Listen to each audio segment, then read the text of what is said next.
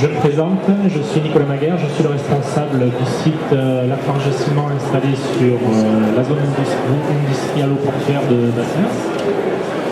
Et je vais vous parler de la démarche Lafarge concernant le site de Bassens et le rapport à l'éco-citoyenneté.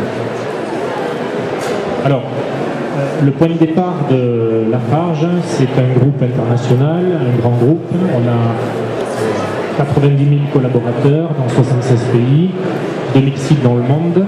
Et la branche que je représente aujourd'hui, qui est la branche ciment, sachant que le groupe Lafarge, c'est aussi les plâtres, les granulats, les bétons. Et la branche ciment emploie 45 000 collaborateurs dans 46 pays, 163 sites de production au monde. Alors, pourquoi l'environnement et pourquoi l'écologie industrielle, dont on parle maintenant dans notre groupe, est devenue une valeur très forte de cette structure? Tout simplement parce que, historiquement, nous sommes de gros consommateurs de ressources naturelles. Je vous ai représenté ici le process de fabrication du ciment, donc le matériau que vous connaissez tous, où nous partons systématiquement d'une carrière. Pour faire du ciment, on n'a pas trouvé d'autre solution que d'exploiter du calcaire dans la nature. Ensuite, il faut le broyer, donc il faut une grosse dépense d'énergie. Ensuite, on est obligé de le cuire, nouvelle dépense d'énergie. Enfin, on est amené à le rebroyer, puisque une fois cuit, on obtient des matériaux granuleux. Et pour obtenir le ciment, qui est une poudre en farine, on va dire, eh bien, nous avons encore une étape de broyage. Donc vous avez, par essence même, la production de ciment est fortement consommatrice d'énergie et consommatrice de ressources naturelles. Qui plus est, la grosse problématique de la fabrication du ciment est que pour fabriquer du ciment, eh bien, en partant de calcaire, on va générer énormément de CO2. Donc on a la totale. On est gros consommateur de ressources naturelles, gros consommateur d'énergie, c'est aussi des ressources naturelles puisqu'il faut fournir du combustible, on va dire, que l'on puise dans la nature à un moment donné, et nous générons du CO2. Pour illustrer ce propos, la fabrication d'une tonne de ciment, ça génère 700 kg de CO2 à l'atmosphère. Oui, c'est pas rien. La fabrication de la même tonne de ciment nécessite d'extraire dans la nature une tonne 500 ou une tonne 430 de matière. Donc, évidemment, nous sommes en plein milieu de la problématique de la préservation des ressources naturelles. Conscient de cela, le groupe Lafarge a développé toute une batterie de stratégies qui visent effectivement maintenant à amenuiser au maximum notre impact sur l'environnement.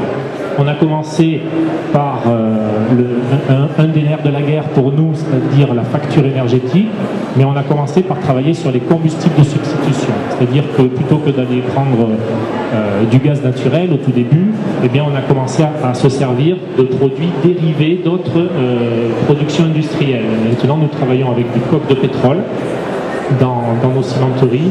Nous travaillons également avec des produits de la biomasse de plus en plus. Ce sont des voies en plein développement chez nous.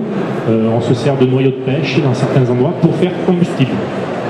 Nous avons une autre voie de travail, c'est la substitution des matières premières, donc le calcaire essentiellement, par la réemploi de déchets industriels. Je pense ici, par exemple, aux cendres volantes. Donc, ce sont des produits qui sont issus de la fabrication, des centrales thermiques EDF, par exemple, et que l'on récupère les cendres qui pour eux sont un déchet, et nous avons la capacité de les repasser en début de process cimentier. Et puis, la voie qui a été utilisée et qui a donné naissance au site de l'usine de Bassens, c'est la dernière, c'est-à-dire la substitution de produits que l'on met en additif dans le ciment par des produits issus eux-mêmes de l'industrie. Et donc, à Bassens, on a mis en place un outil qui permet de retraiter les déchets des sidérurgistes qui sont les laitiers de haut fourneau. Alors, le laitier de haut fourneau, je vous en ai amené un petit peu. Voilà, ça se présente comme ça quand il arrive sur le port de Bassens. Ça ressemble à un sable humide. Et donc, nous allons le broyer pour en faire une farine. C'est le même produit, il a juste été broyé.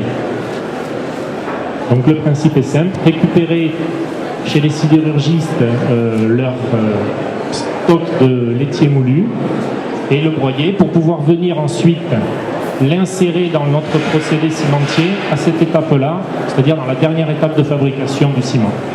Et le groupe Lafarge dans le monde donc, mène ce type de projet. À Bassins, le projet c'était 22 millions d'euros pour être capable de traiter 300 000 tonnes de laitier, du laitier qui vient du nord de la France, de Dunkerque, et pour livrer entre autres la cimenterie qui est au sud de Toulouse, qui à hauteur de 180 000 tonnes en année pleine. En laitier moulu, c'est-à-dire en farine blanche, comme ça. Nous avons effectivement mis en œuvre, au travers du projet de Bassins aussi, le maximum de technologies qui nous permettaient de respecter, autant que faire se peut, les contraintes environnementales. À savoir, nous sommes livrés sur le site exclusivement par bateau. Ça permet évidemment une pollution moindre, d'éviter des camions sur les routes.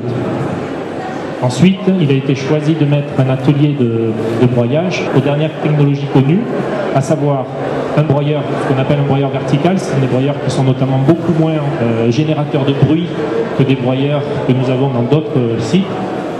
C'est un premier point. C'est aussi un broyeur qui est équipé de tous les perfectionnements pour éviter des émissions de poussière lors du broyage. Et nous avons une usine qui a été conçue avec les tout derniers concepts en matière de rétention des émissions poussiéreuses.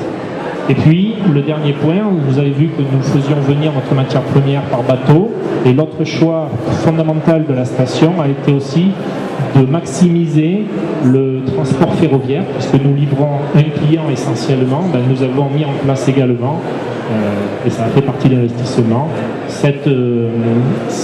le poste de chargement qui nous permet de livrer des wagons complets. Donc nous livrons à chaque fois 840 tonnes de matériaux et nous faisons à peu près 2 trains par semaine régulièrement ces temps-ci.